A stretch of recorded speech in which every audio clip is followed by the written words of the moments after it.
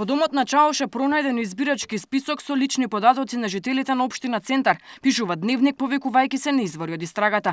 Списокот со имиња, презимиња и матични броеви на граѓаните бил пронајден во истата импровизирана работилница на уапсениот Захир Бекири во Скопско Ченто, каде били изработувани и 105 лични карти. Според Дневник, токму имињата кои се наоѓале во избирачкиот список биле запишувани на фалсификуваните лични карти само со допишани други адреси на живење.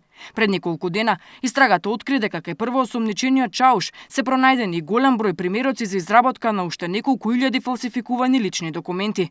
Фалсификаторите користеле машини за изработка на лични документи идентични со оние кои ги користи Министерството за внатрешни работи.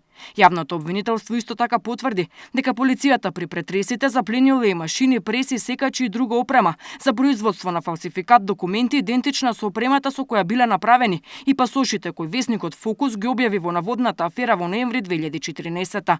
Покрај фабрикување на афери, Чауш како член на СДСМ исто така бил задолжен да тргува со прислушуваните разговори на Заев. Обвинителство потврди дека во неговиот компјутер биле пронајдени 70.000 прислушувани разговори на граѓаните во фолдер именуван СДСМ Заев.